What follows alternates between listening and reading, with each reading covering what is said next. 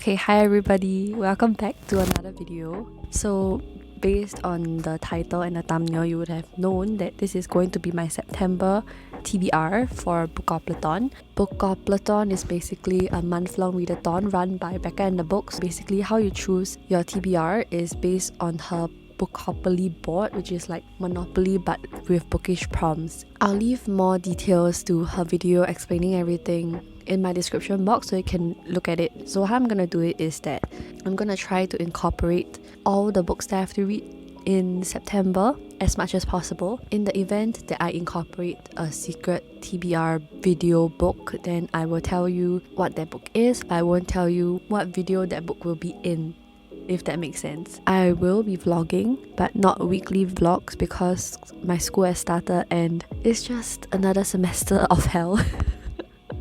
Things are a little bit hectic right now, so I will not be weekly vlogging, but I'll vlog whenever I can. Let's get into how I will be doing this, because as you can see, I obviously have no board. How I'm gonna do it is basically, I downloaded the board on my phone, which I will screen record when I have to move it. Okay, let me start my screen recording first. This page is basically the prompts for my chance cards, because as I mentioned, I don't have anything physical because I don't have a printer with me. This is how I'm gonna do everything digitally, so I hope you forgive me for not having a physical version, but yeah. So chance cards are for titles of books on my TBR, so I have included a list of books. I think it's 16, some of which I would rather get to sooner, some of which I wouldn't like to get to this month, so it's kind of like a mix of good and bad. And then this wheel is for prompts for my community shelf cards, so it's again filled with prompts that I thought of, and it's like a mix of good and bad as well. This one will be how I roll my dice, basically a random dice roller online. Without further ado, let's start. Okay, if I roll a double, I will have to double up the number of rolls that I'm planning to do. I'm planning to do 5, I haven't told you yet. Yeah, so 5, because I don't foresee myself reading a large number of books in the month of September, because mainly school and work is just very busy. So I'm gonna draw a star to mark my place first on the go, and let's start rolling. I'm a bit scared. So 5 original rolls. Okay, the first row we got is 9. 1, 2, 3, 4, 5, 6, 7, 8, 9. Buildings. Oh my gosh, this is interesting. Okay, let me see what buildings is. A book with buildings on the cover. I haven't told you, beside me are a large tower of books that I have to read this month. Oh my gosh, I don't think there is anything with a building. Okay, I got it. Okay, the first book that I chose for the prompt buildings is going to be Stay Awake by Megan Godin, who actually wrote The Night Swim, which is a book that I really enjoyed and can still remember to this day. So this one is a 2022 release, so let's read the description. Liv Reese wakes up in the back of a taxi with no idea where she is or how she got there.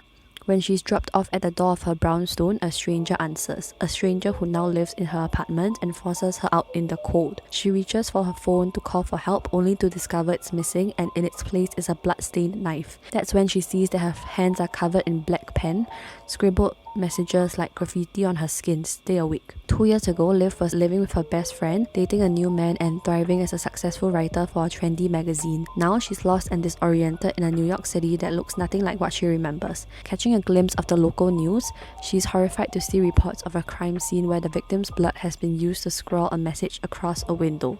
The same message that's inked on her hands. What did she do last night, and why does she remember nothing from the past 2 years? Liv finds herself on the run for a crime she doesn't remember committing as she tries to piece together the fragments of her life. But there's someone who does know exactly what she did, and they'll do anything to make her forget permanently. Oh my god, I'm so excited. Next row. Okay, next row is 10. 1, 2, 3, 4, 5, 6, 7, 8, 9, 10. Favorite genre. Oh my gosh, this works out very well. Okay. My favorite genre is fantasy. I have chosen The Change as the book that will be for my favorite genre, which is fantasy. So this one was kindly sent to me by Times Reads to read and review, so thank you to them. And let me read you the blurb. In the Long Island oceanfront community of Matauq, 3 different women discover that midlife changes bring a whole new type of empowerment. After Nessa James' husband dies and her twin daughters leave for college, she's left all alone in a trim white house not far from the ocean. In the quiet of her late 40s, the former nurse begins to hear voices. It doesn't take long for Nessa to realize that the voices calling out to her belong to the dead, a gift she's inherited from her grandmother, which comes with special responsibilities. On the cusp of 50, suave advertising director Harriet Osborne has just witnessed the implosion of her lucrative career and her marriage. She hasn't left her house in months, and from the outside it appears as if she and her garden have both gone to seed. But Harriet's life is far from over. In fact, she's undergone a stunning and very welcome metamorphosis. Ambitious former executive Joe Levison has spent 30 long years at war with her body. The free-floating rage and hot flashes that arrive with the beginning of menopause feel like the very last straw, until she realizes she has the ability to channel them and finally comes into her power. Guided by voices only Nessa can hear, the trio of women discovers a teenage girl whose body was abandoned beside a remote beach. The police have written the victim off, but the women refuse to buy into the official narrative. The investigation leads to more bodies and the town's most exclusive enclave, a world of stupendous wealth where the rules don't apply. With their newfound powers, Joe, Nessa and Harriet will take matters into their own hands. It sounds so interesting, oh my gosh. Okay, I'm very excited. Okay, next roll, let's go. Okay, 8. 1, 2, 3, 4, 5, 6, 7, 8. Features a mystery. It is going to be Pieces of Her by Karen Slaughter. This one definitely features a mystery according to Goodreads. So this one is about Andrea Oliver, who knows everything about her mother Laura. She knows she's always lived in the small town of Belle Isle. She knows she's a pillar of the community. She knows she's never kept a secret in her life. And then one day a trip to the mall explodes into a shocking act of violence and Andy suddenly sees a completely different side to Laura. Hours later, Laura is in hospital, her face splashed over the newspapers, but the danger has only just begun. Now Andy must go on a desperate race to uncover the secrets of her mother's past. Unless she can, there may be no future for either of them. Very excited to read this one, and let's move on to our next prompt and roll. I always get very scared when I do this. Okay, 6. 1, 2, 3, 4, 5, 6. Community shelf. Okay. I'm so scared.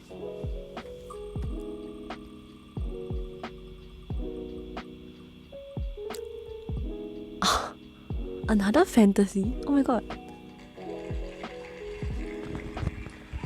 Okay, let me remove this first. I have chosen this one to be Rick Riordan's Daughter of the Deep. So this one is actually for a secret TBR videos. Yeah, so you can try to guess what video it might be for. So let me read you the blurb. Anna Dakar is a freshman at Harding Pencroft Academy, a 5-year high school that graduates the best marine scientists, naval warriors, navigators, and underwater explorers in the world. Anna's parents died while on a scientific expedition 2 years ago, and the only family she has left is her older brother Dev, also a student at HP. Anna's freshman year culminates with the class's weekend trial at sea, the details of which have been kept secret. She only hopes she has what it will take to succeed. All her worries are blown out of the water when, on the bus ride to their ship, Anna and her schoolmates witness a terrible tragedy that will change the trajectory of their lives. But wait, there's more. The professor accompanying them informs Anna that Harding Pencroft has been fighting a cold war against its rival school, Land Institute, for 150 years. Now that Cold War has turned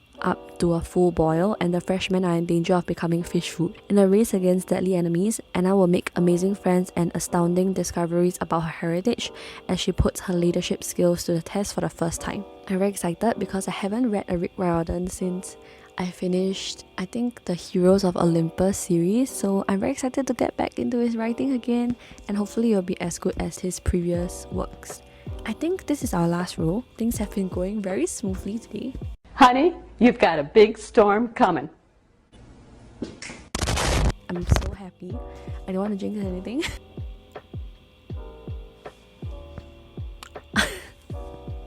I spoke too soon, everybody.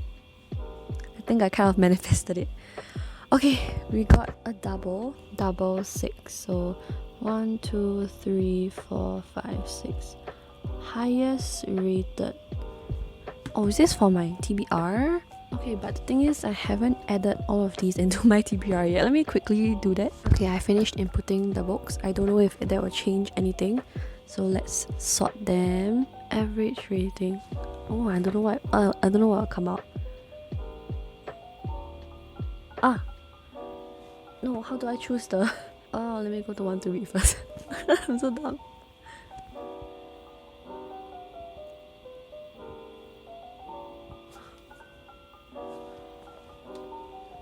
Okay, I'm very excited. Okay. So the book that came up is actually I'm Glad My Mom Died by Jeanette McCurdy, which is a non-fiction memoir by Jeanette McCurdy. I didn't even know that she's the girl who was in iCarly, Sam and Cat. Oh my gosh, the moment I discovered that, my interest for that book peaked. So I put it on my 1 to read and it came up. Oh my gosh, I'm not sure if it's because it's a really new release this month only, but I'm very excited to read it in September now. Jeanette McCurdy was 6 years old when she had her first acting audition. Her mother's dream was for her only daughter to become a star, and Jeanette would do anything to make her mother happy. So she went along with what mom called calorie restriction, eating little and weighing herself 5 times a day. She endured extensive at-home makeovers while mom chided, "Your eyelashes are invisible, okay? You think Dakota Fanning doesn't tint hers?" She was even showered by mom until age 16 while sharing her diaries, email and all her income. In I'm Glad My Mom Died, Jeanette recounts all this in unflinching detail, just as she chronicles what happens when the dream finally comes true. Cast in the new Nickelodeon series called iCarly, she is thrust into fame. Though mom is ecstatic, emailing fan club moderators and getting on a first-name basis with the paparazzi, Jeanette is riddled with anxiety, shame and self-loathing, which manifest into eating disorders, addiction and a series of unhealthy relationships. These issues only get worse when, soon after taking the lead in the iCarly spin-off Sam and Cat alongside Ariana Grande, her mother dies of cancer. Finally, after discovering therapy and quitting acting, embarks on recovery and decides for the first time in her life what she really wants. Oh my gosh, I'm so excited. Okay, if everything goes well, this is the last row. I don't want to jinx myself again. Okay, last row. 3. Oh, community shelf again. Let's see what this will give this time.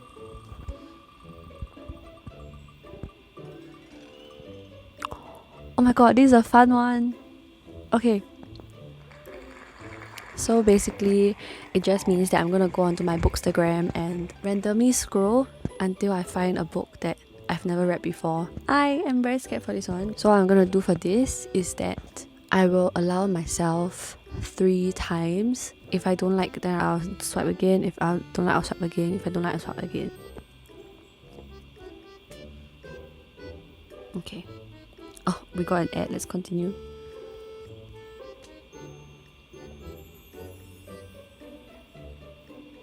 What's this?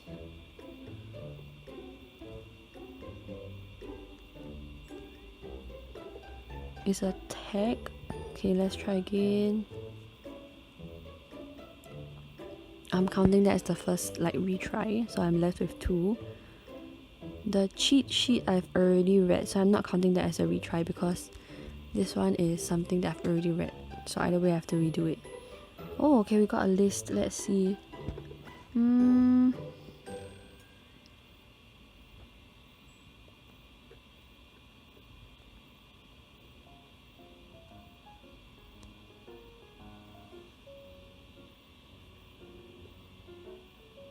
This is gonna be my second retry, so I'm left with one last retry.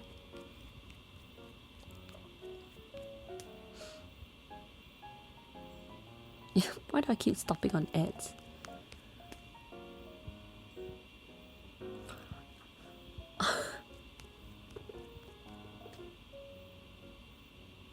Oh, we got a freaking reel. Okay.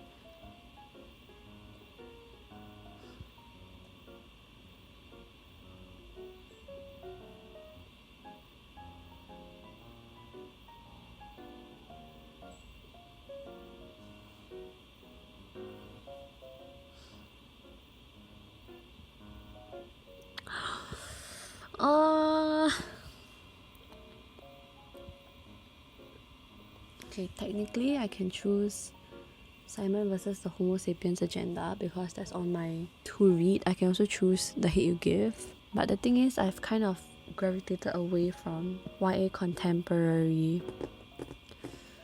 Oh my god, I don't know. Okay, we're gonna use our last chance, okay? Please pray for me.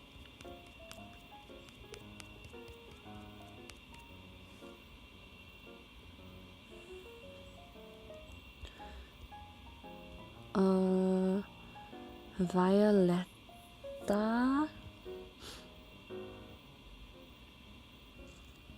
I can't do it. Okay, you know what? I'm just gonna take the thing that I can't do it and then I'm gonna roll again. Means I'm going to take the next thing and I'm gonna choose 2 books.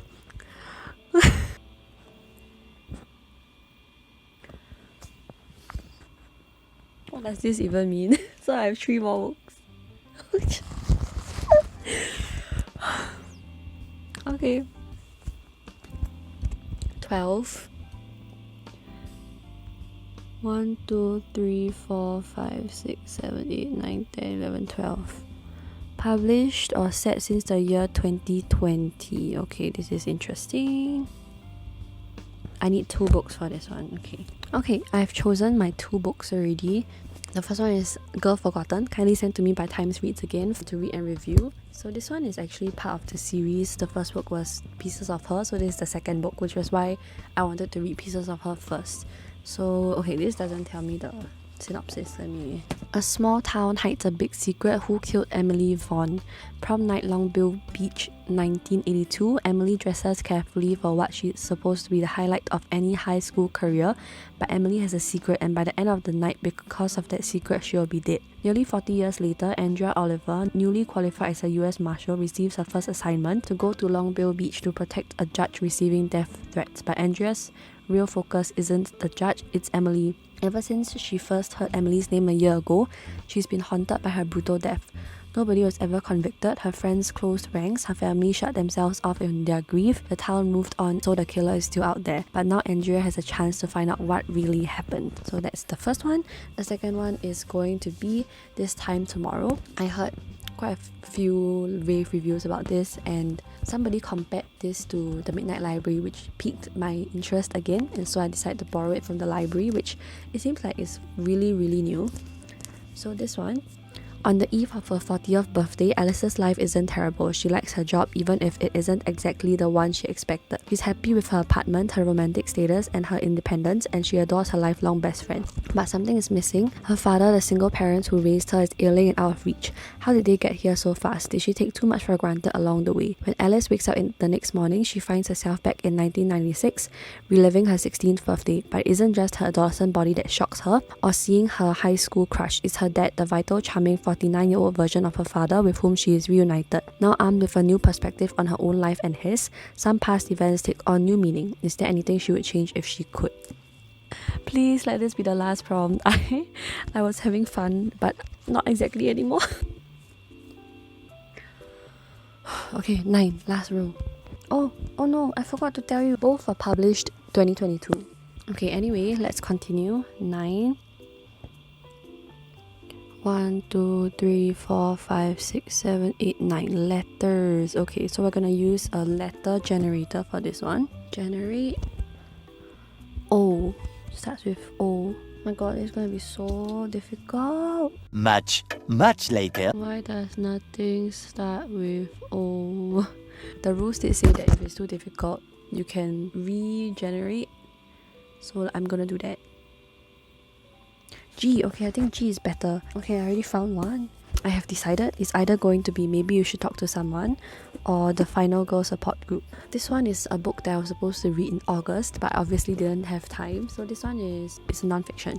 When a personal crisis causes her world to come crashing down, Laurie Gottlieb An experienced therapist with a thriving practice in Los Angeles is suddenly adrift. Enter Wendell, himself a veteran therapist with an unconventional style, whose sessions with Scott Lip will prove transformative for her. As she explores the inner chambers of her own patients' lives, a self-absorbed Hollywood producer, a young newlywed diagnosed with a terminal illness, a senior citizen who feels she has nothing to live for, and a self-destructive 20-something who can't stop hooking up with the wrong guys, finds that the questions they are struggling with are the very questions she is bringing to Wendell. Then this one is by Grady Hendrix, so also G. Final Girl Support Group. This is actually part of my secret TBR for the same video as Daughter of the Deep.